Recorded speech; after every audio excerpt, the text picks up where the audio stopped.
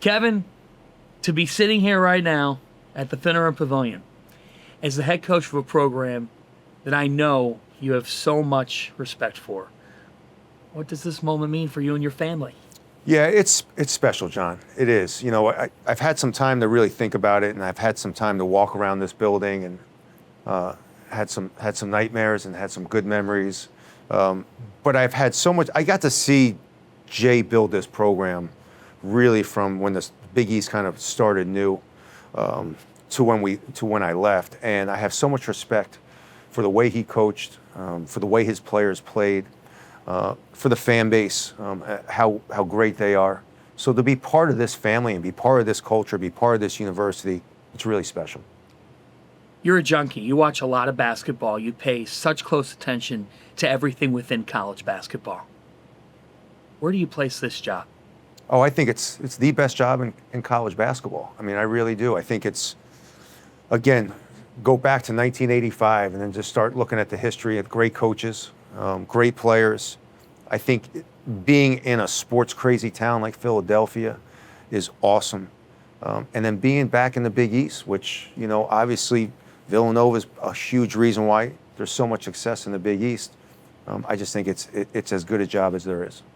This league, the coaching within it. A former boss is still going away like he's 43 or 45 or 50.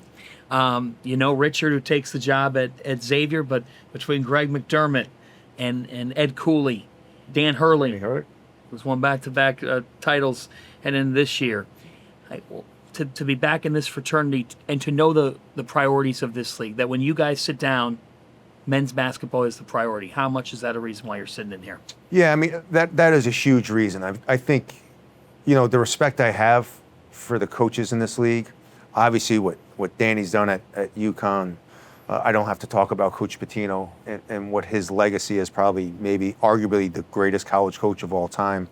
Ed Cooley and I have had battles. Richard's going to do an unbelievable job at Xavier. What Mac does at Creighton, the list goes on. I do think, though, where college sports are now, we're in a unique position.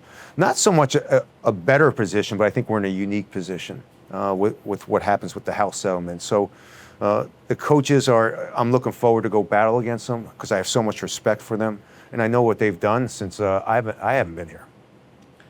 You started your press conference by saying I'm going to be brief, and I'll say less because maybe doing that is the best move. That being said, you had an immense amount of respect for the job you previously had, and that's a very good job in college basketball. It's a great job. Great job in college basketball.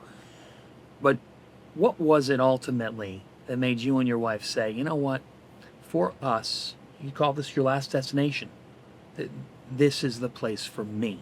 Yeah, I mean, it wasn't. I think that's what most people don't understand. It wasn't about me this time. I've made every coaching decision in my career about what was best for my career. This was a decision based on what was best for my wife and I's future. We loved Maryland. I love Maryland. It's a great fan base. It's a great place. But when we started looking at where our kids wanted to go to school, where they were going to be, where we wanted to live, where our families are, where I wanted to coach, you know, there was just so many things that we talked about as a family. And this was, you know, when we came down to it, my wife and I we looked at really wasn't looking at pros and cons. We just looked at as a great opportunity. And this is a place that we want to set up roots and be for a very long time. As you sit down in this chaotic world, I know there's no one answer to the situation, but a Kevin Willard roster at Villanova University, what are you looking for when you're sitting on these hundreds of Zooms? Mikal Bridges, Josh Hart, Jalen Brunson. Give me a Dante, maybe an Arch and a Gillespie. Mari Spellman would be nice too. He gave it to me a couple times too. Really, I think now in the landscape is a balanced roster. You know, the days of trying to load up and saying we're going to redshirt guys and we're going to do this. Now what I really try to focus on is just having balance. And I think last year I looked at my team and we had great balance top to bottom. And I think that's something that as we build this roster and as we're building it daily, We're going to make sure that we do what's best for the players coming in, do what's best for the players that are staying, and do what's best for Villanova. When people were talking in recent weeks, and a lot of people brought this place up to me and the possibility of you being here, and I want to see what your thoughts are on this. I said to people, look, his best moments, some of the best memories for you as a coach came with Villanova on the court as well. And that's when you're at Seton Hall. Epic Big East tournament games, tremendous rivalry games through the years, whether it's in Philadelphia or up in Newark. Just how much does that mean to you when you reflect back on all the moments? I think that's something, John, that, again, when you're going through things like this, really is special. Because I've had so many special moments against them. I've had heartbreaks. Josh Hart tipping in. Chris Jenkins, the best three-point shooter. I think it was his only bad miss of his career, and a bad miss right to Josh for a tip-in. They scarred you. Isaiah Whitehead's layup. Sterling Gibbs step-back jumper. So there's so many of them that I think that is just it's ingrained in me. It's part of me. When you think about this community and the fans, this building, not easy. As you learned as a visitor, not easy for any visitor to come in here. You told Philadelphia folks you want to have fun.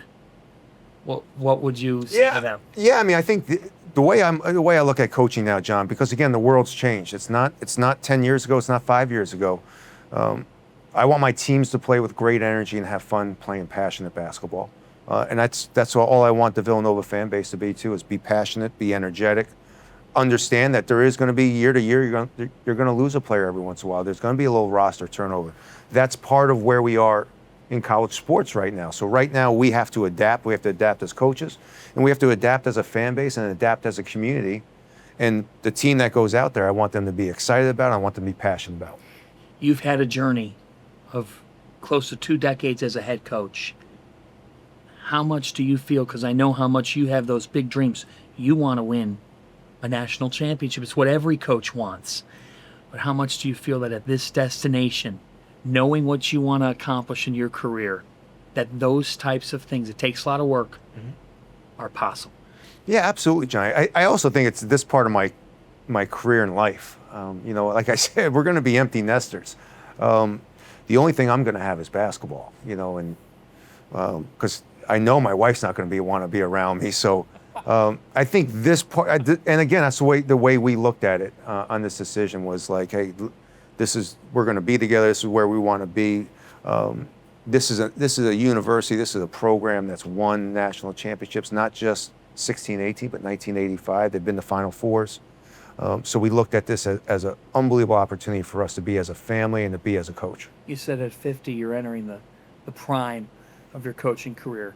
Bill Raftery's in the prime of his at 80. The prime of a lot of things, yes. Kevin, congratulations. Thanks, John. Great to be with you.